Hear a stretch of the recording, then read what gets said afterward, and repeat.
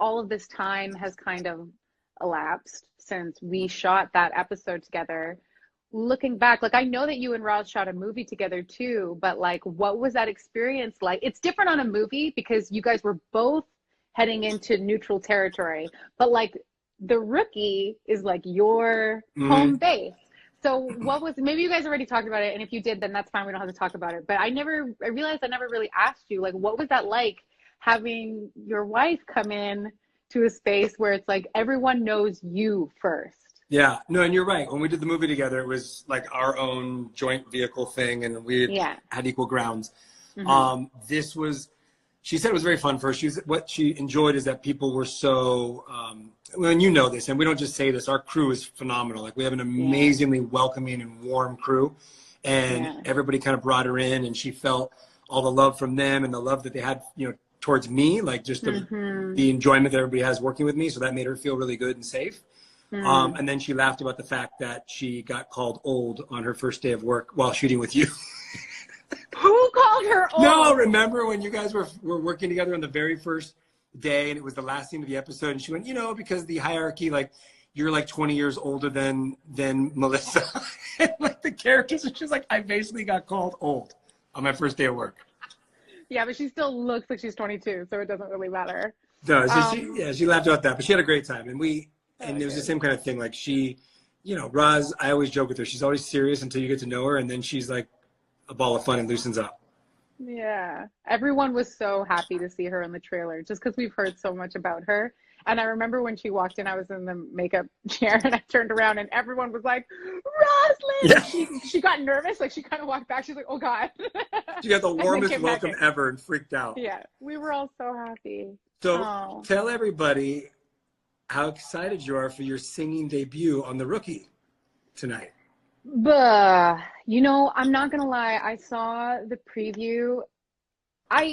I realized that there on one side I should just be like, I'm so hyped and this is gonna be great. But like truth between you and me and these 600 somewhat people that are here, it makes me very uncomfortable. And I'm really happy that we did it, and I'm stoked about that part. But at the end of the day, and I think everyone has this, where there's that piece of them where they know they're capable of doing something, but it really makes them a little nervous to be seen doing that thing that on their inside, they're like, I could do it, but I don't know. And that's kind of why I'm doing all these practices right now, because I want to get rid of that. I want to clean that out and be strong and own the things that that make my heart feel good. But honestly, right now, I'm really happy that it's going to be out there, so I don't have to keep having anxiety about it coming up. Yeah. But it was fun. You crushed it. It was nerve-wracking. You crushed it. It was extremely nerve-wracking for you. I was, you know, you and I were there the whole time before you went in. And I remember seeing, you know, the build-up. And I think people don't understand, like I've said this before, even when Tanya started talking, like, you know, actors watching your own work on television sometimes, hearing yourself sing, watching yourself sing in front of all these people, like when you see videos, it's very nerve-wracking because we're our toughest critics. You went in, you know, absolutely crushed it and blew away these judges, which people will see tonight, which they had no idea. I wouldn't know because my eyes were not open while I was singing. So they didn't even know. You guys will see a reaction from judges tonight that was so genuine because they probably signed the release for us to come onto American Idol within 5 minutes of Melissa stepping on stage. Minutes before we got there. They had no idea what she was doing, what our show, what was happening. They just saw a girl in a cop uniform come out there. And I'm so awkward too. Lucy is so awkward for like 5 solid minutes. It was so good. I was so proud of her, which made her probably more embarrassed. I was like this, just as she puts it, the big brother proud, you know, the siblings. So proud of her, and she crushed it. I think fans are going to dig this. It's so fun. I hope so. It'll be a fun episode. I realize so much happens in this episode. So much happens. Yeah. Well, the thing, and people don't even probably know this, like we shot the American Idol sequence, I don't know, way like before. Before. Yeah, way before that episode. Yeah. So it felt like I forgot how much stuff was actually even in this episode because it feels like we shot it over such a long period of time. Yeah, that's so true. It'll be good. I did have a lot of friends in Canada when they saw the teasers and the pictures coming out, because I didn't even tell anyone. My phone just got bombarded and they were like, what is happening? Like, what is this? So it'll be good. My mom put it on her Facebook. My parents are not the kind of folk to hype me up, and certainly not to their people. And so it's a pretty big deal that my mom made a post on Facebook to be like, everyone, Melissa's going to be on American Idol. So she crushed. She won Canadian Idol, for all of you who don't know that. And she hates when I tell everybody that. She freaking won Canadian Idol. Boo. Oh, you're mad? You won't see me for like 4 months, so it doesn't matter. Oh man, that's a whole other conversation. Oh, okay. So somebody just wrote no sibling situation. Everybody's mad still about the sibling comment. Someone said, I'm so bored of the sibling thing. I know. I'm sorry. You know what? Like, let's be real, guys. That was my bad. And I wasn't thinking when I answered that, because this is clear. The truth is, you guys all put me on the spot while going live with Titus. And this is the problem with going live. There's no opportunity to think about what you're going to say, and you say stuff, and then Eric promptly texted me to tell me what an idiot I had been. I was like, what? Like you could have said anything else. The memes were my favorite part. I still have to post one. What was that one with the clown? That one killed me. Like the music, the editing of the memes. TC Chenford fans. TC Chenford fans are the absolute best. We love you so much. And I know you only get to see our comments and stuff, but we nerd out over you guys all the time when we're at work together. And we love you guys. Thank you so much for your support. And you guys are so creative and funny. Like, we would definitely all have a really good hang, because your humor is our humor, for sure. We laugh so hard at all the memes. So hard. We love it. It's been a fun thing, you know, for us. Like when characters get written, there's so much stuff that is not on page, and you don't really know what's going to play out or what's going to happen. And going into the first season and first episode, I had a crack addict wife, and you were dating Nolan. So who would know? We had no idea where this would go. Kind of amazing. No idea. And, you know, our writers have done such a great job of sort of nourishing in a fun way and building these two characters as individuals and then their partnership. And I think seeing this fan support has been amazing for both of us. We love it. Yeah, it's a lot of fun. And it's just exciting because we really have a blast when we're at work. And I think that even though Bradford and Chen are really different from us, well, I don't know if I'm that different from Chen, but they're a departure from who we are, and we have so much fun working. And I think it's really gratifying to know that those characters resonate with you guys, because I think a little bit of our friendship really shows through, you know. And so, yeah, it's cool. Yeah, it's very affirming. We probably have too much fun together. Listen, our whole cast are giant jokesters, but Tim and Lucy are out of their mind. Well, I should say Eric and Melissa / Tim and Lucy. I don't know we're out of our minds. Yeah, no. We have so much fun.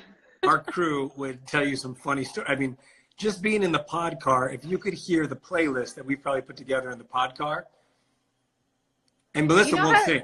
She won't sing. No, I won't sing, but Eric will, and the dancing is amazing. I'm kind of like his videographer. You know how you guys have seen like a couple of videos of us lip syncing? We have so many. And the blooper reel has even more. There's just so much. Yes, carpool karaoke. Yeah, exactly. I saw that. We should do that next season. We should totally do that next season. That would be fun. That's one thing that we definitely don't have any shortages of laughs. Okay, so are there any questions now? Because you guys have been typing and I haven't totally been paying attention, but I feel like it's a good opportunity now if we look down there. If there are any questions. Do you lose me when I do this? Because I'm reading questions. Do you lose me? No, I can still see you. Okay, good. So I'm reading. Let's see. Ooh. What do you think it symbolized when Lucy got the ring back from Tim? Ooh, good one. You take that one. You take that one. No, you take it because I asked it. Okay, here's what I will say. This is one thing I'm going to give credit to Melissa for. She planted that little seed an episode before and had this brilliant idea of saying this would be really cool if Bradford had hung on to Chen's ring. And the writers dug the idea, put that in the episode, and the way that they integrated it into that whole sort of speech at the end of the episode and sort of being the moment we all go out on, I thought was super powerful. And I think it shows a lot about this relationship, how far it's come, you know, how much these two cops care about each other on a personal level, and how I think for Bradford, training her has become even more than just a job. You know, he genuinely, I think he always cares about the safety of all of his rookies, but there's something more that I think Lucy has done for him as far as helping rebuild who he is. And I think he feels very indebted to her for that. So I think that was like a big moment to be able to give that back to her. It was a way of like looking at her and saying, I got you. This is still yours. I'm here for you. You know what I mean?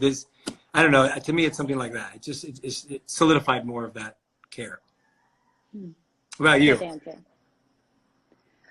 I don't know. I think there were a couple of layers for Lucy. Like, I think when I was playing it on the day, it was partly like, oh my gosh, it's my ring. And also like, you found it, because she pulled it off in that moment to be found. But we never kind of revisit. There's never really conversation between the characters, like, how did you find me, you know? And it's really, I think it's a beautiful moment solidifying their partnership in her mind, or at least it was for me in that moment, to know, like, you saw it and that's how you found me, and you saved it and you gave it back. Like, girls, you know, when we wear our rings, like, that's our stuff. We don't want to lose it. But yeah, I think that was a pretty big full circle moment. You know, it was really beautiful. Said a lot about Bradford, said a lot about Chen, to have that bit of forethought when she was at the barrel, for that to be effective. You know, it was nice to tie it all back together. Yeah. And somebody just asked, what was it like for you shooting the Day of Death stuff for you, that episode, in the barrel, all those things?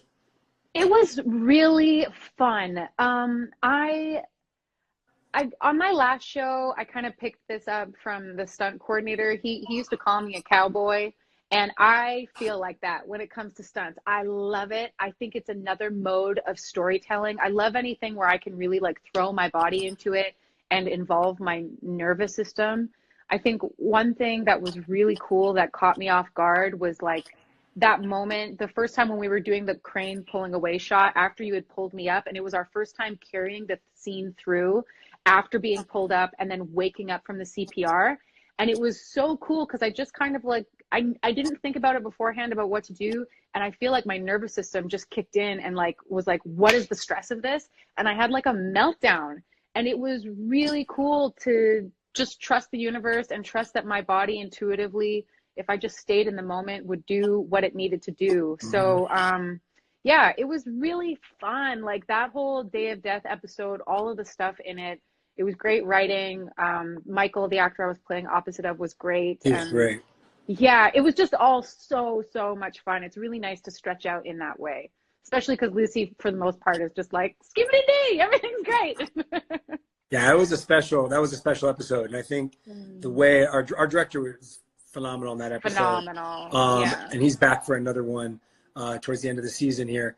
But the way that all came together, and like you said, that moment of you being pulled out with all of us around, sometimes you think or you wonder how something's going to play out. And then when you're all of a sudden just in the moment, like you said, and like the stress and everything you've been going through, all the other scenes you've been shooting, it all kind of probably just came to a head naturally. Yeah. It feels real in the moment. Yeah, totally. And then I pressed your face against my badge on my shirt. Guys, I got a bruise on my face from Eric's badge because Bradford was like hugging Chen so tight. He was like, it's going to be okay. And I was like crying. And then I was like, ow. I just saved her ass. And then she got mad at me. I didn't get mad. I went to Judy and I said, Judy, I have a bruise on my face, Judy. She told on me to Judy, our favorite makeup artist in the world, who I'm definitely Judy's favorite. Watching. No. If Judy's ever watching, I'm her favorite. No, you're Judy's mom's favorite. I'm Judy's favorite. That's true. Judy's mom's 102, probably 103 almost now. Like, it's coming up. And she loves my you. oldest fan. Yeah, she loves you. I saw Trisha came on a little bit ago, and she said to give you gold stars, which I don't know how she could dare do that. She might not be on anymore, but that's absurd. Let's see. Okay, is